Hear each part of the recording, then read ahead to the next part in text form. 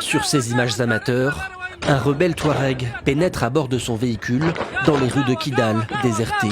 Des coups de feu résonnent, aucune trace des soldats maliens. Ils sont retranchés selon les rebelles dans l'ancien camp de l'ONU avec les soldats russes de l'Africa Corps. Autour de la base militaire justement, les combats font rage. Mais dans le centre-ville, non loin de là, les combattants Touareg célèbrent déjà. Le drapeau du Mali est mis en berne, remplacé par celui du FLA, le Front de libération de l'Azawad.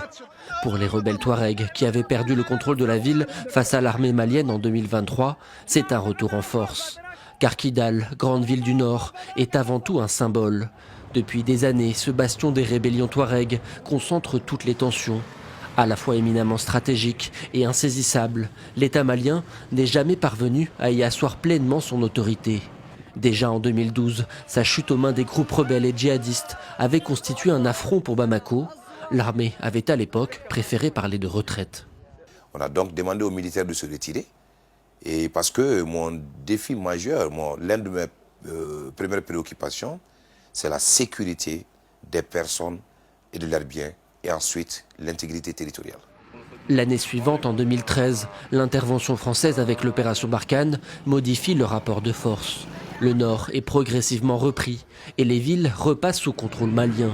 Mais une exception demeure. La ville de Kidal reste entre les mains de la rébellion Touareg, avec l'aval de la France.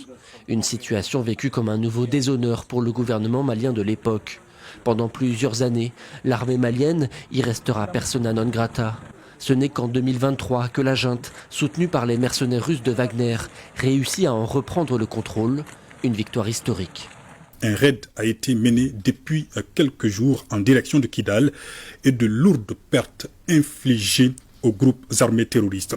Aujourd'hui, nos forces armées et de sécurité se sont emparées de Kidal. Un contrôle qui pourrait donc prendre fin aujourd'hui. La situation reste instable, mais selon plusieurs sources, les rebelles Touareg occupent désormais la majeure partie de la ville de Kidal.